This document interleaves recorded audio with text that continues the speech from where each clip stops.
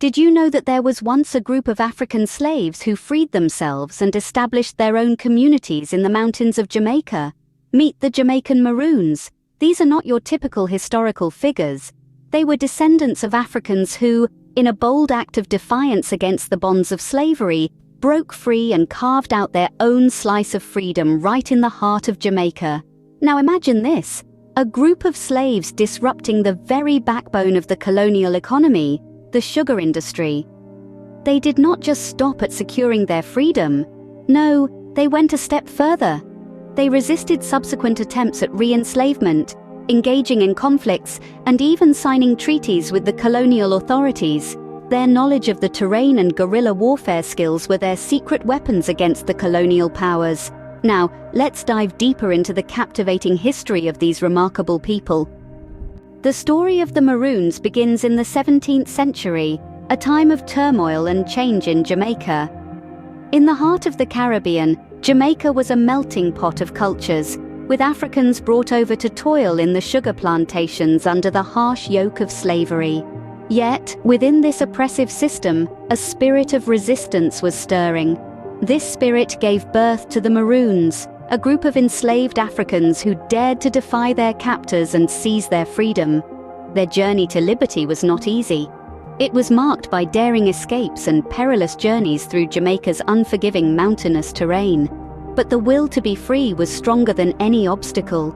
These brave individuals, hailing from diverse African groups, banded together and formed self-sustaining communities in the heartland of the island. Their survival strategies were ingenious. They relied on their knowledge of the land, their African heritage, and their communal lifestyle. They turned the mountains into their fortress, using the high vantage points to monitor any approaching threats. The thick forests became their pantry, providing an abundance of food, while the rivers served as their highways, enabling swift and stealthy movements. At the center of their communities was a deep sense of camaraderie. They shared everything, from food to responsibilities, forging a strong social structure that kept them united. They brought with them the rich traditions, languages, and spiritual beliefs of their African ancestors, which they preserved and passed on to successive generations. The culture they created was a vibrant fusion of their diverse African roots and their new Caribbean environment.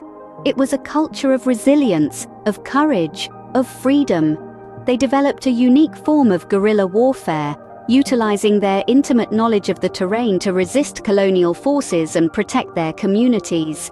But this was just the beginning. Their hard-won freedom was not secure, and they faced the constant threat of re-enslavement. Yet, they stood their ground, ready to fight for their lives and their liberty. With their newfound freedom, the Maroons were just getting started. As the Maroons grew in strength, they soon found themselves at odds with the colonial authorities. An understatement if there ever was one. The Maroons, descendants of self-liberated Africans, were not just at odds with their oppressors, they were at war.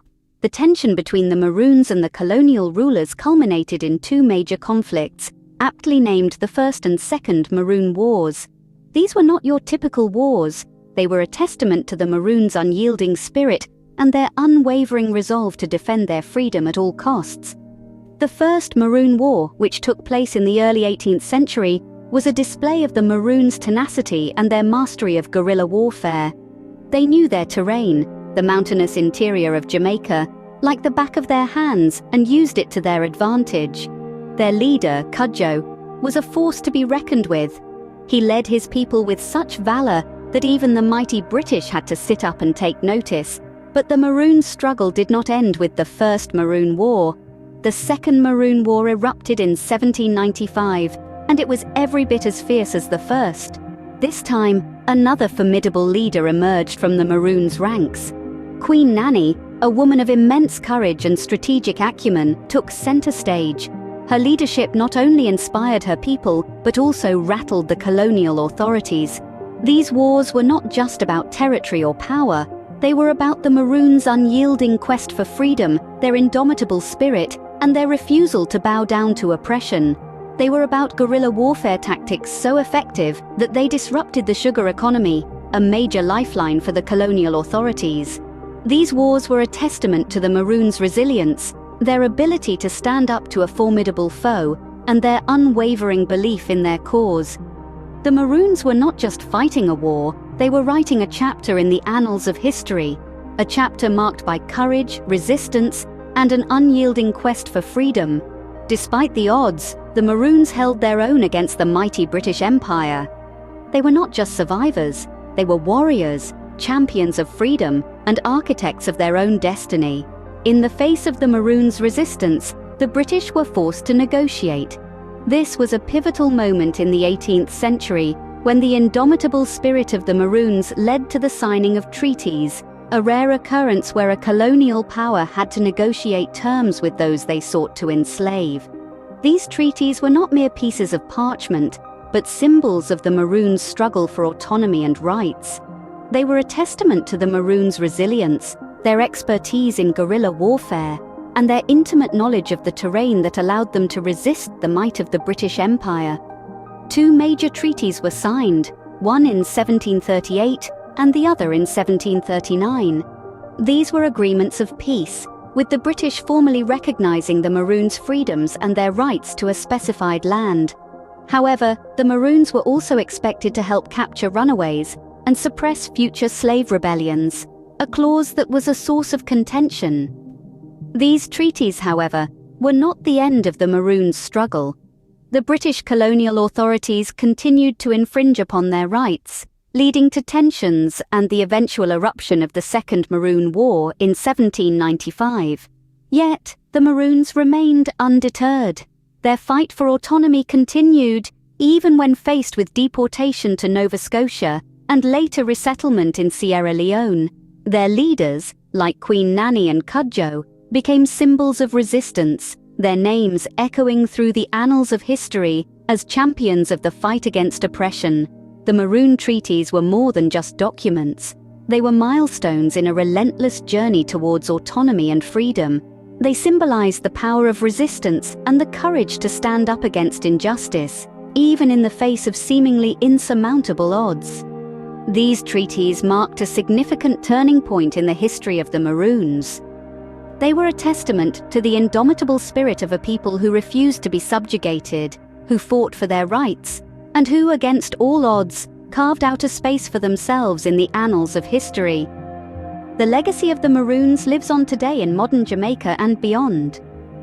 The Maroons of today are vibrant communities, deeply rooted in the rich soil of their ancestors' resilience, strength, and defiance. They are the living embodiment of a history that refused to be forgotten, a culture that refused to be erased. In the heartland of Jamaica, their communities thrive, a testament to their enduring spirit. Here, the Maroon heritage is alive and well, celebrated in the rhythm of the drums, the potency of the traditional herbal medicines, and the stories passed down from generation to generation. Their unique language, an intriguing mixture of African dialects and English, echoes through the mountains, a melodious testament to their past. Yet, the Maroons of today are not confined to Jamaica alone. Their legacy spans continents, reaching as far as Nova Scotia and Sierra Leone. In the late 18th century, following the Second Maroon War, some Maroons were deported to Nova Scotia.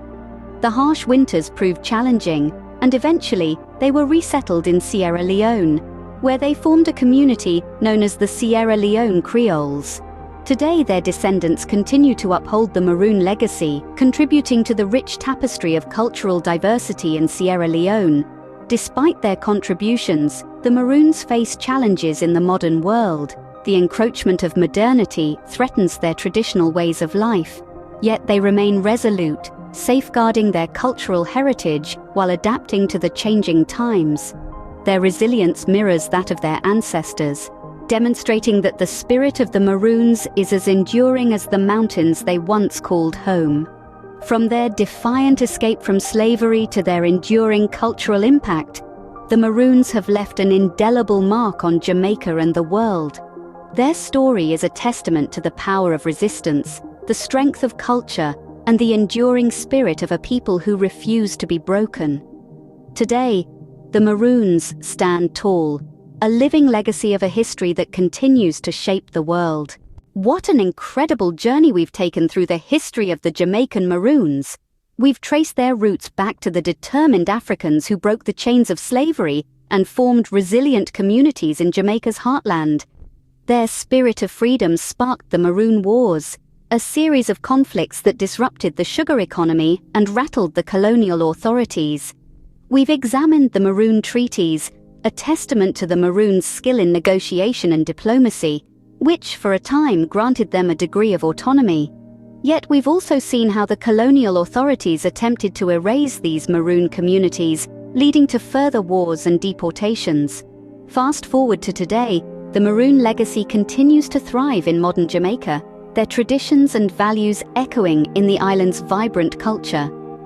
As we wrap up, remember, the story of the Jamaican Maroons is not just a tale of resistance and survival, but a testament to the indomitable spirit of humanity. Thanks for watching. Please like and subscribe to the channel for more interesting videos.